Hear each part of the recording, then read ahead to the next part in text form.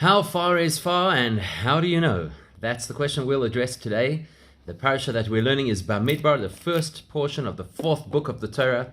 And we're looking at Likutei Sichos, the Rebbe's Sichos, volume 13, the first Sicha, which analyzes Rashi, where Rashi looks at the camping of the Jewish people, how they surrounded the Mishkan, the sanctuary.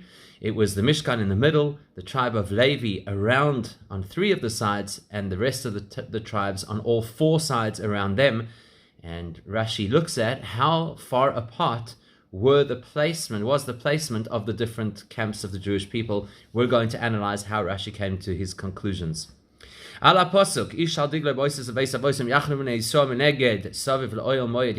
verse says that each person, meaning each tribe essentially, would camp underneath their particular banner, and they would camp mineged. That's the key word that we're going to focus on. Mineged, across from or opposite from. Saviv, around Ohel Moed, the tent of meeting, which is the sanctuary. Rashi tevas mineged. So Rashi quotes that key word mineged, which means across from or opposite. Mefarish explains that what does it mean mineged? Merichuk mil. A mil distance, which is close to a kilometer in distance. That's how far the Jewish people had to be from the Ohel Moed, the tent of meeting, the sanctuary. And then he proves it. Like it says in the book of Joshua, there should be a distance between you and them of 2,000 amos. And amma is a biblical measurement of distance, and 2,000 amos is a mil approximately. Sheyuchru, he has the key thing, sheyuchru lavoi b'Shabbos, that they should be able to come to the Mishkan on Shabbos. In other words, there's a restriction on how far a person is allowed to walk on Shabbos, and to accommodate that, the people had to camp within this space, within this mil of the Mishkan. And then Rashi says something which is going to baffle us just a little bit. Then he says Moshe, his brother Aaron and his sons, and the rest of the Levites, they would camp close to it, meaning, of course, close to the Mishkan. So, series of questions. Question number one. First thing,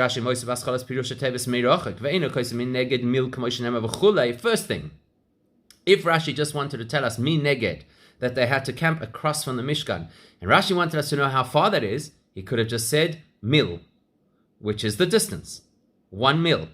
But he doesn't. He adds in the word meirichuk mil, from the word rachoik, which is far. In other words, he's emphasizing distance. So clearly, what it sounds like Rashi is doing over here is not only telling us a practical thing, how far did the people camp from the Mishkan sanctuary, but he's actually defining the word mineged.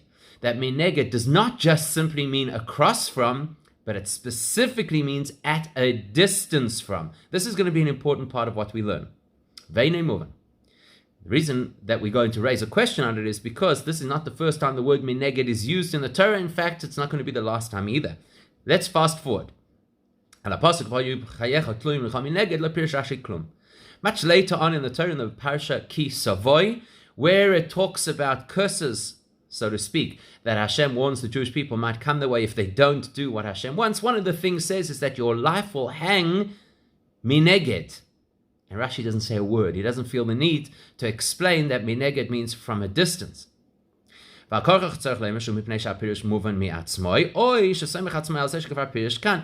there's one or two reasons why Rashi would not explain it in that context. Either it is self-evident. Rashi does not explain things that are self-evident. So because it's obviously self-evident that it's saying your life will kind of dangle in the balance in front of your eyes, he doesn't have to explain what the word mineged means. Alternatively, Rashi there is relying on his interpretation here that, as Rashi often does, once he explains something, he figures by the time you come to it again, you'll know what it means. And you'll therefore know that mineged means merachik, from a distance. Or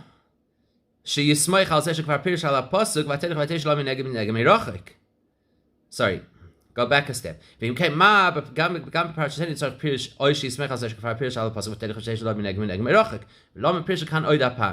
Now, the logic says, if Rashi later in Parashas Ki Savo thinks that mineged is self-explanatory and does not need to be translated, then here in our parasha, he should also think that mineged is self-explanatory and does not need to be interpreted. And if in Parashas Kisavoi, Rashi doesn't say anything because he relies on the fact that it has already been explained before, well, guess what? It's been explained before our parasha too, all the way back, right, in the first book of the Torah, in that dramatic story of Hagar and her son Yishmael getting kicked out of Abraham's house. And there also it says, mineged. Rashi says, mineged, me'rochoik, from a distance. So the logic says, Rashi typically, if he's explained something before, does not feel the need to explain it again. He has explained this before, all the way back then in the story of Hagar. Why here tell us again? By the way, a little bit later on, when Hashem tells Moshe that he'll be able to see the land of Israel but not enter the land, Hashem also says you will see it mineged. And there, Rashi says, mineged means meirachoik, from a distance. Now, this really doesn't make sense, because if Rashi believes that once something is explained, it doesn't need to be repeated, so why is Rashi explaining it in 3 different places? The story of Hagar, our parasha over here, and in still to come parasha with Moshe seeing the land he would never enter. That's question 1. Why the need to emphasize that mineged means from a distance? Question number 2. Second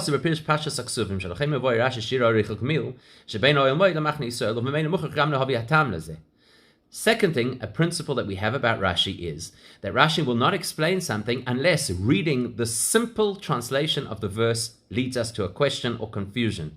Now, it says mineged that the people had to camp across from the Mishkan. What's difficult about that? That Rashi feels, I better explain this and explain that what it means to live or to dwell across from the Mishkan actually means from a distance. Why the need to go down that route? It was self-explanatory. Just camp in this particular position. Or befrat, shebatedach vateshalom mineged v'goyim einem meforesh hashir. Af shemesh mevur shagam sham oyamil.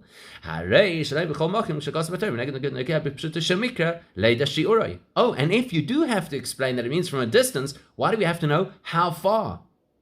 Maybe it's interesting. Maybe the Midrash would deal with it. That's what Midrash does. It digs a little bit deeper, goes into things that are not necessarily relevant to the simple understanding of the verse, but are interesting nonetheless. So there, you could have explained it in a Midrash.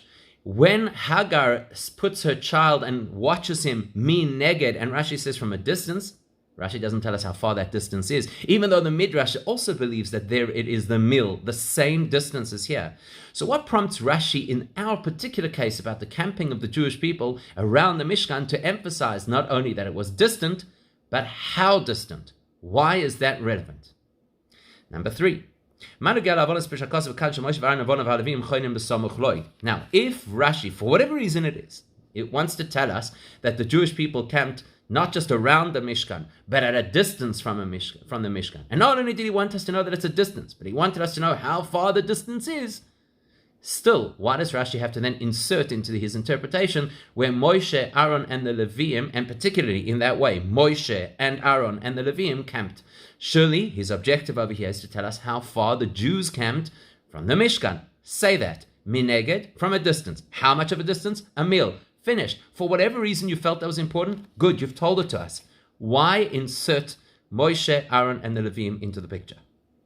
Now, what the Rebbe does now is, before going on to the last 2 of our questions on Rashi's interpretation, he parenthetically offers a possible solution at this point that may have explained why Rashi's said the things he said, but the Rebbe will reject that possible solution on 4 counts. Once he's done that, he'll go back to the remaining 2 questions on Rashi's commentary. So don't lose track over here, because basically what he's doing is stepping out of the conversation for just a moment to address a potential answer, rejecting that answer, and then back into the main conversation. So perhaps we can resolve this by saying Rashi is perturbed by what seems to be a contradiction in the verses themselves. What's the contradiction? Originally,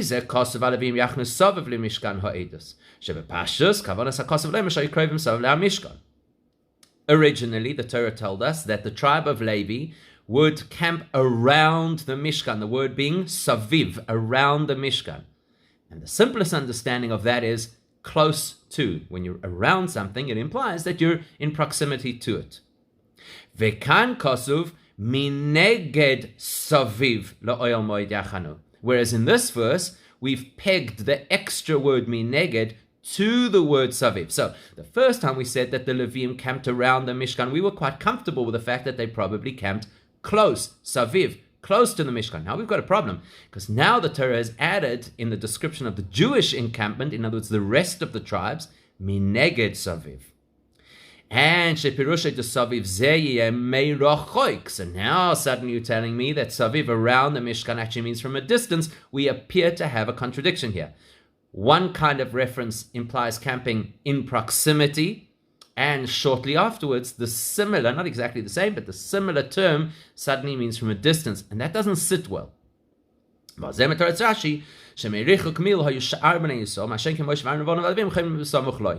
And then we would say very simply, that's what Rashi wants to explain. Moshe, Aaron, and the Leviim, they were actually close by. They camped in immediate vicinity of the Mishkan. Therefore, just says the word Saviv, just around the Mishkan. Whereas the rest of the Jewish people were mineged Saviv, also camped around the Mishkan, but at a greater distance. Perhaps that's what Rashi is trying to do here. Again, this is a suggested answer, which the Rebbe will reject on 4 counts. You can't explain this. Key number 1. Let's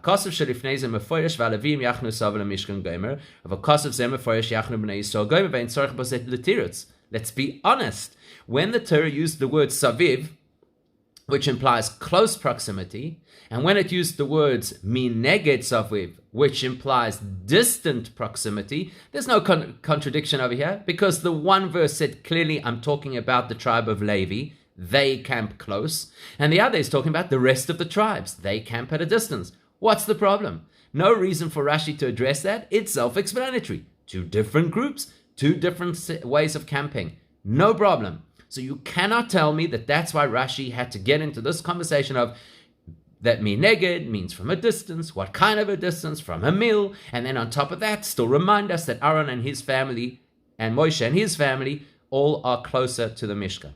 That's the first reason that this is not a good enough explanation. Number 2, very obviously, hastiri hibateva saviv, shelifnei ze pirush saviv mamash, vekan pirush mineg merachik savivim, kain Rashi tzarich latik menakasav gam tevas saviv. Now, if you would have gone with that attempted answer and said, listen, the issue over here that Rashi wants to address is you've said the same word, saviv, and the one time you mean saviv is close, and the other time you mean saviv is mineged saviv at a distance. I don't understand this. Well, if that's what Rashi was concerned about, Rashi typically would have included the word saviv in his commentary, or at least in the heading of his commentary. He doesn't. He only uses the word mineged. That tells us that the word that bothers Rashi over here is mineged. Saviv, the word that could mean proximity, or could, under different circumstances, mean distance, is not what's bothering Rashi. So please don't try and solve this by saying Rashi is concerned with a contradiction in the verse. Number 3, Hastira Pir Sav Ben Rashi Metarza. If Rashi is concerned about what saviv means, that in the one verse it seems to mean close, and in the other verse it seems to mean far, well, he hasn't spoken about it in his commentary. In other words, he hasn't answered the question. It would be ridiculous to suggest that Rashi has a question, and that's why he interprets the way that he interprets, but he only interprets the word mineged, and he does not interpret the word saviv, which you're claiming is the one he has a question on. And finally, במוקים שרש"י מסביר באיזה עניין נפרדים בפירוש של תיבה אחת התיבס אחד דויס מהכסוף, מעתיק ותיבס עוד הפעם לפני כל עניין בפני עצמו. ונדידן אין רש"י מעתיק ונגד סובב עוד הפעם. Also, we have a general rule, which is that if Rashi feels the need to give 2 separate interpretations of a single word, then what he'll do is he'll quote the word, explain it, then he'll quote the word again, and explain the second element of it. So if for whatever reason it is that Rashi felt over here, first he has to explain that mineged means from a distance, and then he has to explain that mineged saviv means that Aaron and his family are actually closer to the Mishkan, and there's no contradiction between the 2 terms of the word saviv. He actually would have constructed his Rashi commentary in that way. Okay, so suffice it to say, we haven't solved this question, which means we're back to our original questions. Number 1, the word mineged is self-explanatory. It means close to or distant from, it's irrelevant. Mineged means across from. Why does Rashi have to interpret it? And if he does have to interpret it, why does he have to interpret it in various different places, even though it should mean the same thing each time? Also, we have to understand, why does Rashi tell us how far this mineged is? So you've told me mineged means from a distance. Great. Why do I have to know the measurement of that distance? Previously, in the story of Hagar, even though the distance is quoted in other sources, Rashi doesn't feel it necessary to include. Why here is it relevant? And question number 3, why does he insert Moshe, Aaron, and the Leviim into this commentary? Self-explanatory that the verse has already previously told us they have a different camping formation to the rest of the tribes. 2 more questions on this Rashi. Oh, we have a big issue over here, you see, because Rashi says, how far did the Jews camp away from the Mishkan? 1 mil. Why? So that they should be able to get to the Mishkan on Shabbos. That sounds like he's saying 1 mil and no further, maximum 1 mil.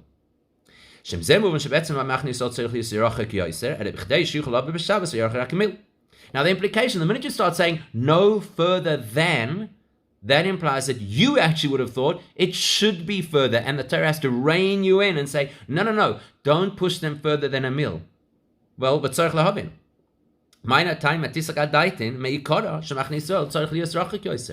What logical reason could there possibly be that you and I would have thought actually the Jews should be much further from the Mishkan? Surprisingly, the Torah says no further than a mil. What would have prompted us to think that the Jews should camp far from the Mishkan?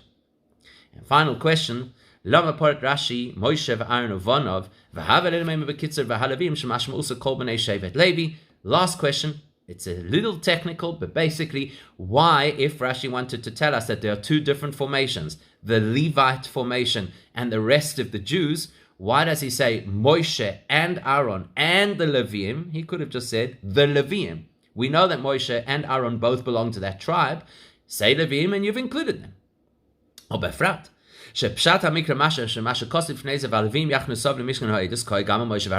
Remember, this is not the first time that we've addressed this issue. The verse already said that the tribe of Levi will surround the Mishkan. And there it didn't specify Moshe and Aaron because it was obvious that they belong to the tribe of Levi. So even if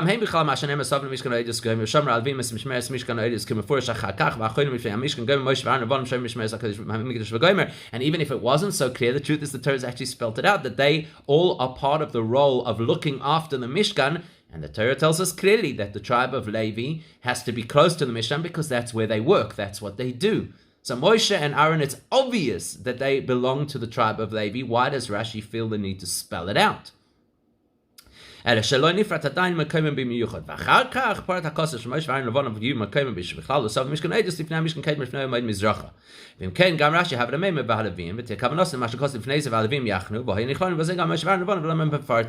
also, by the way, later on, the Torah is going to tell us again, specifically, these words.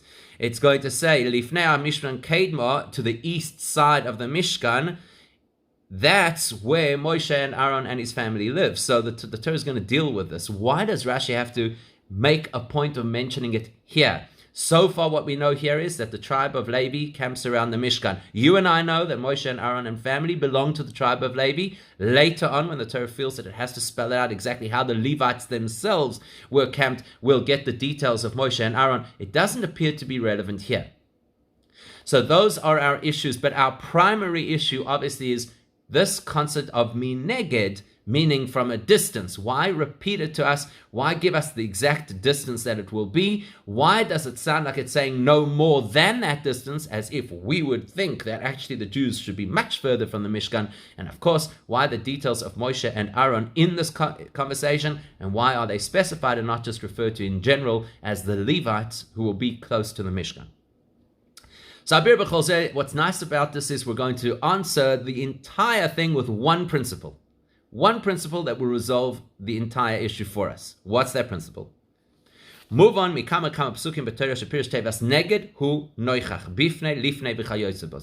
word mi neged, so let's take away the prefix mem. The core of that word is neged. And we have evidence in multiple places in the Torah that the word neged actually always means across from, before, in front of, any of those variations. So mizeh muvan gam shekosov ken neged mi neged v'chayotzev zeh apirush hu al derech zeh shar zeh ois atay b'bet yosef zach zeh ois hashim shchof mem chulei.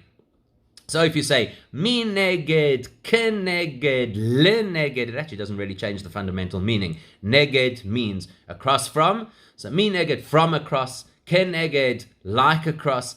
It's not going to fundamentally change the word. So neged always means across from. ואף שלפעמים מוצאים משמעות אחרת להטבע כדלקמן. אין הכבוד שפירוש הטבע משתנה, כי אם רק שניתויס ועוד משמעות וזה נויס על הפירוש נויכך, מתאים להתוכן המדובר בקרוא זה. Okay, I know what you're going to say, but there are places in the Torah where the word with the root neged actually doesn't just mean across from. So how do you resolve that? Okay, we'll look at it. It will always be contextual. So the core is that neged means across from. Where the specific translation varies will be dependent on the context of the particular conversation, as we shall see. We'll use examples shortly. So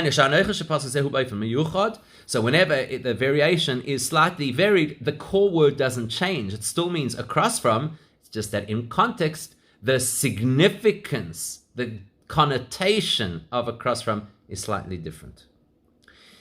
B'signon acher, to put the same concept into different words, noichach hu musag kloli efshel yos rochik soviv oy mitzad echad v'oid uvecham mekemis mashmos akos kivas sheminidin ze rak b'ofen echad mehanal. To put it into slightly different words, the core meaning of neged could either mean far from, opposite, to the side of, and the unique context of each verse will tell you which of those, or possibly even other meanings, it has. Here we get into some examples. Right in the beginning of the Torah, when Hashem creates a partner for Adam, he says, I'm going to make him a helpmate. Again, what's the core word neged? Across from. Pirush Rashi. So Rashi immediately says, if a person deserves it, then obviously it's talking about Adam, but by extension it's talking about every human being. If you deserve it, your spouse will be Ezer, will be your help. If you don't deserve it, ken negdoi, she will stand opposite you, against you. You see the context. Neged means to stand across from. One of the meanings of standing across from is in contrast, in conflict. So the context of the verse doesn't change the core meaning. Neged still means across from. It's just that this is a belligerent context. Across from you meaning she'll cross swords with you. So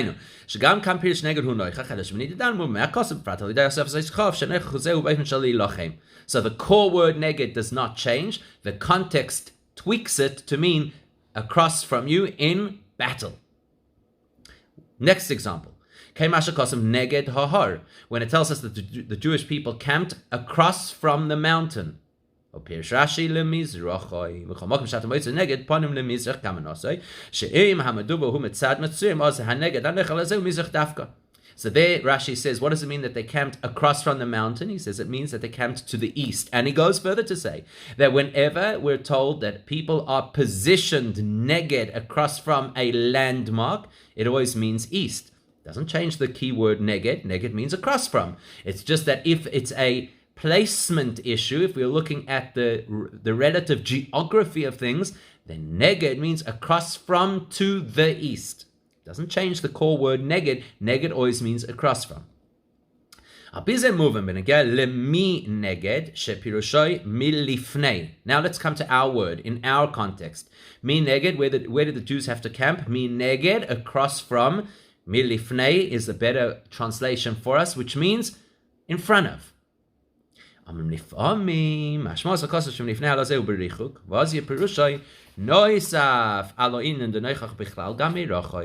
So yes, the word mineged on its own simply means across from or in front of, but sometimes the context of the conversation will emphasize that it means across from, at a distance. Mineged mei rachoik, from far.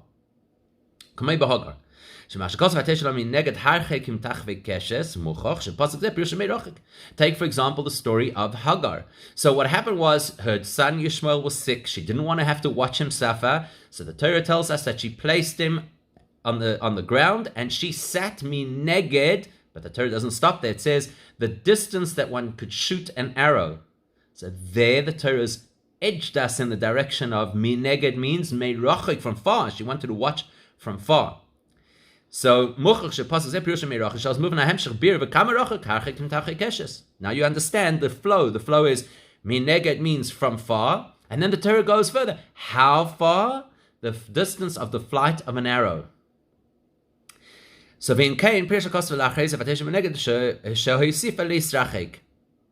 it says that she stood at a distance, and then it says min neged tells us that she increased that distance. Again, neged means across from. Depending on the context of the conversation that the Torah is having, the unique application of neged might have other innuendos as well. Ke neged, battle. Neged, to the east, in context. Min neged, from a distance, all in context. Now, that already leans in a particular direction. It means to say that you can't say one size fits all, that whenever you see a variation of the word neged, le neged, ken neged, mi neged, it always means the same thing each time. It doesn't. It always depends on the context each time. The fundamental word will always be the same, across from. The application of that word will be different in every case, and we have to each time explore the difference. So you look at the word mineged in our story. Okay, mineged always means in front of. Me neged means in front of. That much we know. Now,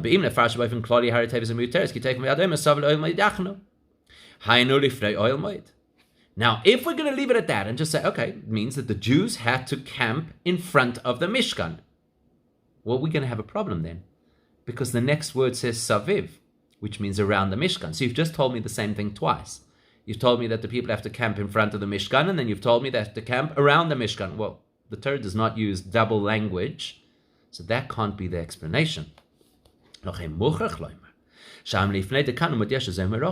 The only logical thing to say is saviv means the Jews have to be around the Mishkan. Mineged now adds to that we already know mineged could possibly mean from a distance. So once you've added the word mineged to the word saviv, now you're actually saying not only should the Jews camp around the Mishkan, you're emphasizing, but from a distance. That changes the whole way we look at this verse. The Torah is now emphasizing distance.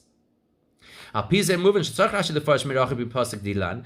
After Pirsha came ifnese behager came miracle Pirsha teva kim shmakim shu muchach me akasat tzarich loim as yesh me bimeneged ze prat noisef ze. Aber chomakim bifnats me yesh prat noisef Rashi me farshai. So therefore, don't tell me that Rashi, you've already explained the word mineged earlier. It doesn't help, because it's not a translation of the word. We know the translation. That's not the issue. It's the context.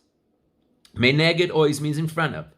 If you can find context that tells you in front of but at a distance, you have to illustrate that. So earlier in the story of Hagar, there it was, and Rashi dealt with it because the context of the verse was clear that it means from a distance. Here, we don't know that just because in Hagar's story, mineged automatically means from a distance. Rashi has to point it out to us based on context. What's the context?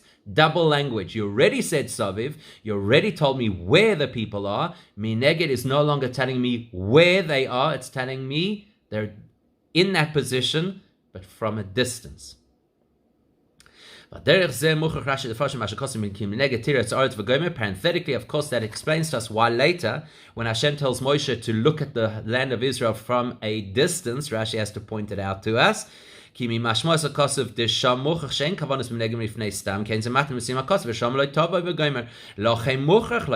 Mochach Rashi leForish shekavanos meirachik. There again, Hashem's telling Moshe, look at the land, but you will not enter the land. So there's immediately a juxtaposition. You won't get there, meaning you won't become close to the land. In that case, if you're saying mineged, you'll see the land, the implication clearly is you'll see it from far. And Rashi has to spell it out for us again. So what do we know so far? We know that the word Saviv already told us where the Jews are, around the Mishkan. So the word Mineged must be telling us further information. It can't be telling me the placement of the Jews. It must be telling me the other meaning of Mineged, the distance. And now there is a bias to say they should be far from the Mishkan. But we're still not absolutely satisfied with the meaning of the word mineged in this verse. Why? Because even if you're going to tell me that mineged means that they had to be at a distance, actually, I didn't need the word mineged to tell me that. Hang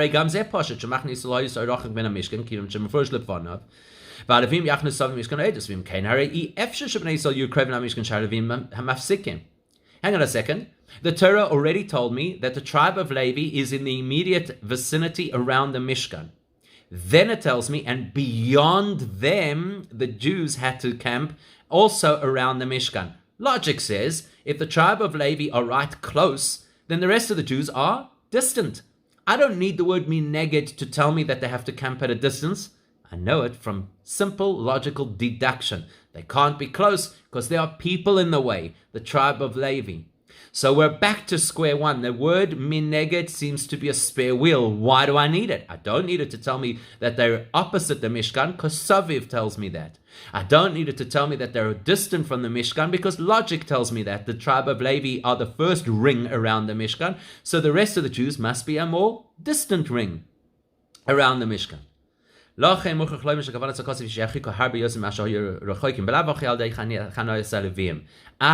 same logic therefore says, if they are already distant from the Mishkan, and you add the word mineged, which means distant, sounds like the Torah is saying, push them away from the Mishkan. In addition to the fact that there is a practical reason why they can't be close, because the tribe of Levi is there, the Torah has added mineged, which is almost an imperative to say, make them distance. Now my head starts thinking, okay, keep them far. The logic is now saying the Torah wants them far from the Mishkan. There's a very logical reason why the Torah would want them far from the Mishkan. Rashi. If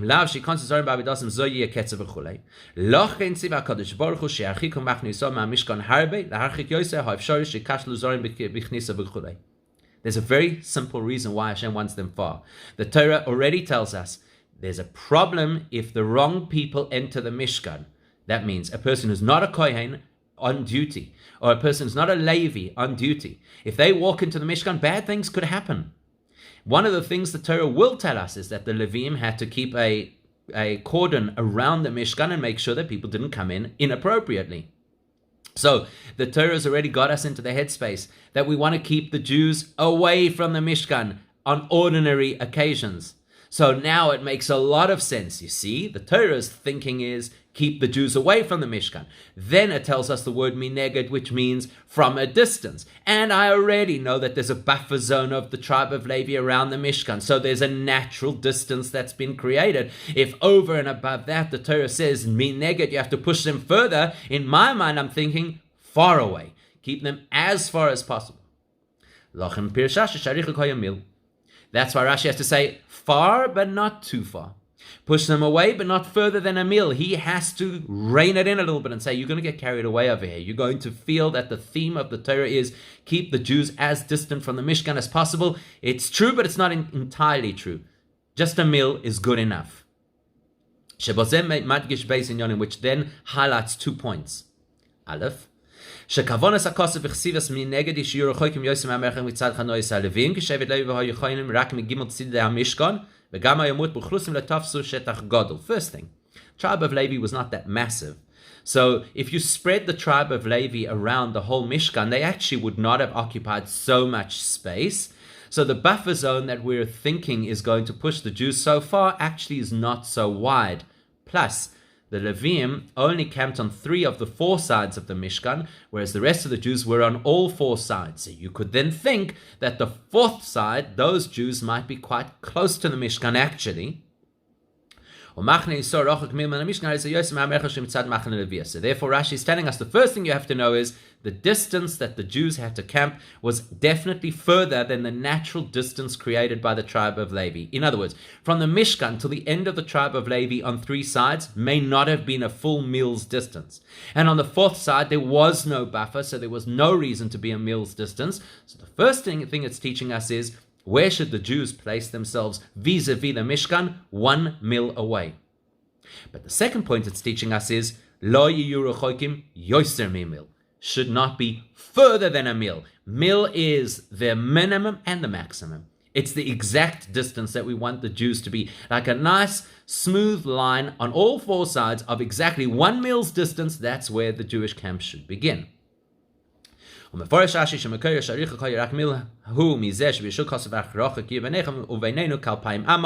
Rashi then proves that from a quotation from the book of Joshua that is the appropriate distance. Except that will make you wonder, hey, hang on a second.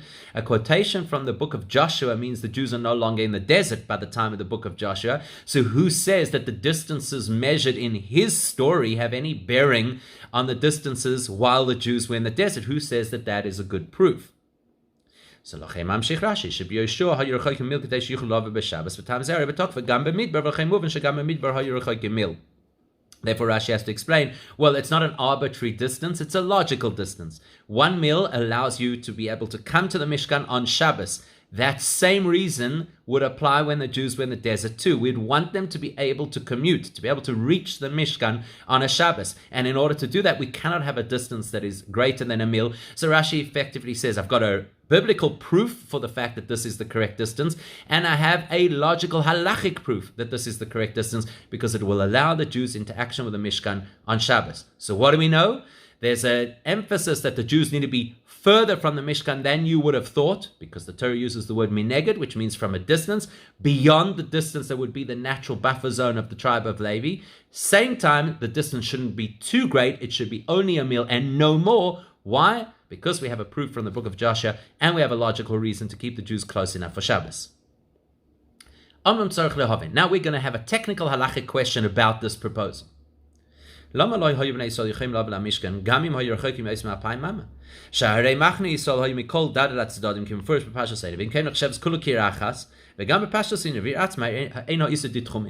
Now, there's one problem. The issue with walking a distance on Shabbos is if you walk beyond the city limits. Here we have the sprawling desert city of Jewish tents that extends in all four directions. So what's the problem? If there's a mil gap somewhere in the middle, what's the difference? The Torah only prohibits me from walking more than a mil outside of the city limits, and the Jewish camp is one homogeneous camp that should allow freedom of movement throughout the entire so-called city, no matter the distance. So we've got to tackle that too. Vahabir bazeh. So the explanation of that is as follows. We have to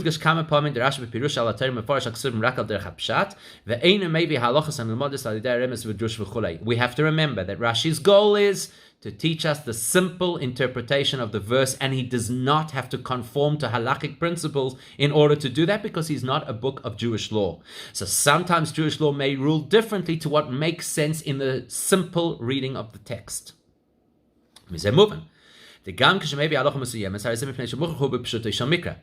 Rashi quote a halacha? It's just to help us understand the simple interpretation, not to make an halachic ruling.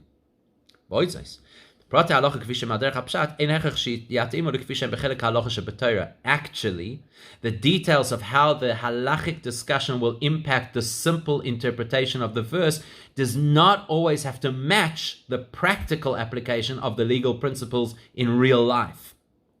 It's a tricky thought, but it's often what happens with Rashi.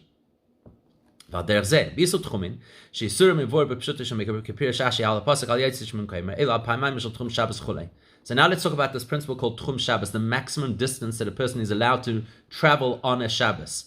Nothing to do with carrying, nothing to do with private domains. How far can a person travel outside of the city limits on Shabbos?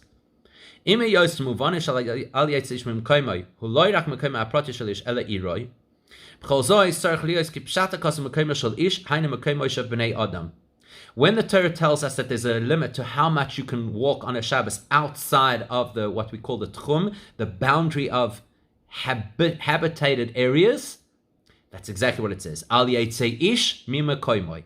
A person should not leave his place. Now, it doesn't mean you can't move out of your personal space, but it does mean that you may not move out of the space occupied by people. But so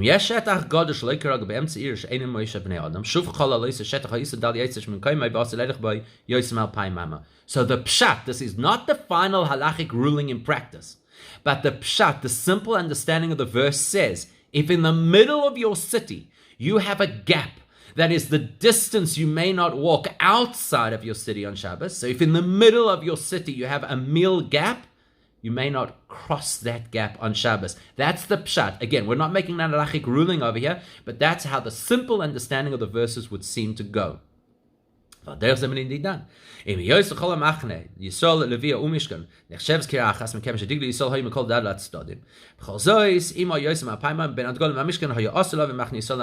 according to that thinking, it doesn't matter that the whole thing is one big city and that it's all surrounded on four sides by habitat. If there is a gap in the middle between the Mishkan or the tribe of Levi and the rest of the Jewish people, and that gap would be a mil or more, the Jewish people would not be allowed to cross that no man's land, and they would not be able to come to the Mishkan. So therefore Rashi has to insist that according to the pshat, simple understanding of the verse, it cannot be larger than a mil gap. Okay,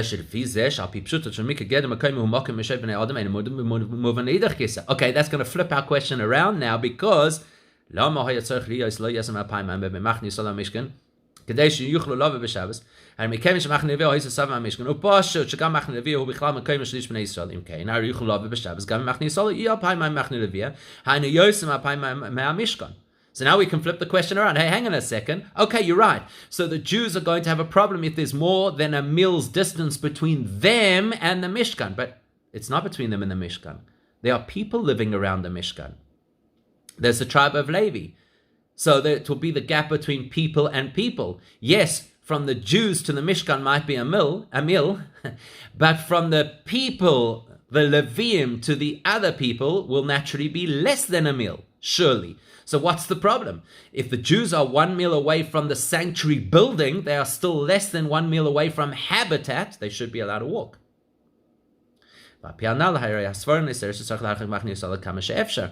to square one. The Torah is pushing us in a direction that the Jews should be distant from the Mishkan.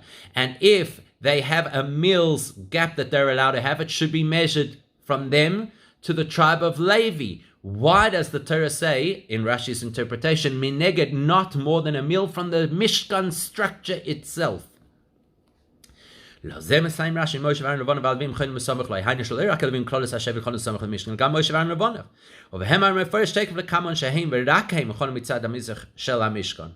The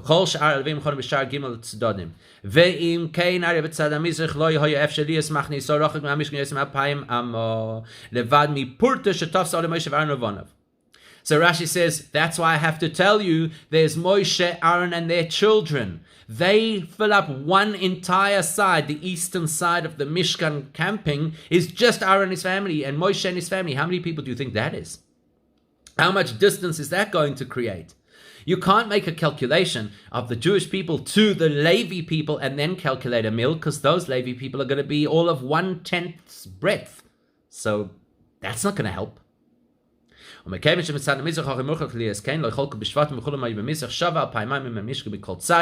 therefore follows a very logical conclusion that if on the one side of the Mishkan they needed to have the proximity of being within a mil of the Mishkan, because Aaron, Moshe, their families are not going to occupy enough space to create enough of a buffer to allow us a bigger distance, well, once you've already established a distance, we'll keep it a uniform distance on all four sides, and the Jews should always be 1 mil away. So mineged, yes, they should be far. Why? Because we're afraid we don't want them too close to the Mishkan in case they just amble in of their own accord and land up in trouble.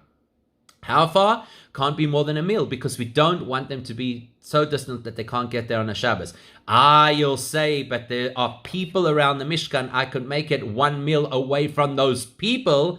Well, on one side, those people don't occupy a whole lot of space, and therefore we're going to standardize the distance on all four sides to accommodate that particular side and say, keep it one meal from the Mishkan building. Therefore, you won't have Shabbos problems on the one hand, and you won't have people just walking into the Mishkan on the other hand, because there will be distance. So what could that teach us? What's the lesson from Rashi?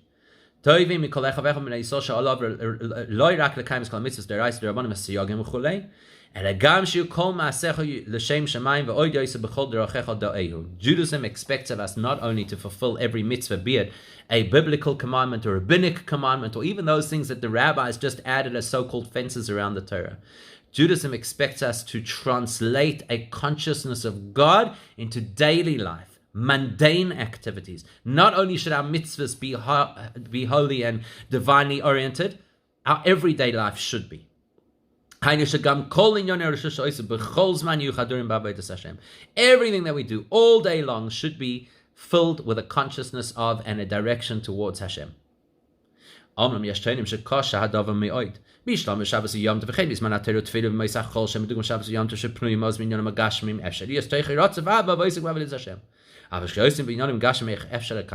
people will say, listen, how do you do that? Shabbos, I'm in the right headspace. When I'm praying, I'm in the right headspace. When I study Torah, I'm in the right headspace. When I'm at work, gym, coffee with the friends, do you expect me to be in this higher, transcendent, spiritual, divinely oriented headspace? It's not practical. Therefore, Rashi comes along to tell us, why do we limit the distance that the Jews could live away from the Mishkan to be close enough to get there on a Shabbos? What's the hint? What's the message? What's the lesson? They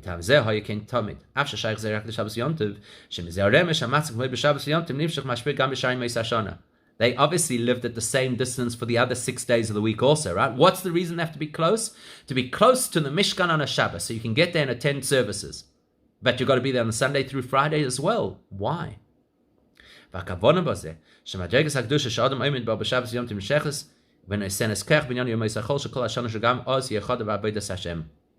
teach us that the state of spirituality that you are in on a Shabbos should spill over into the rest of the week.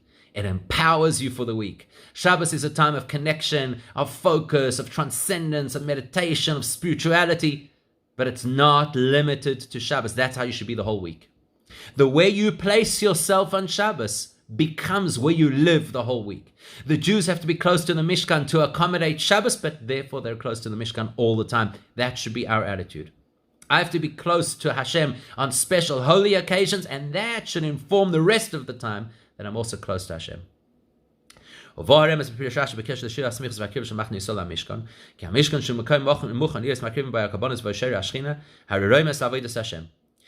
Rashi teaches us this lesson, albeit in an indirect, hinted manner, specifically in the context of the Mishkan, because the Mishkan represents serving God, coming close to God, bringing things that are called korbanos, from the word karoiv, close, bringing things close to God. And that's what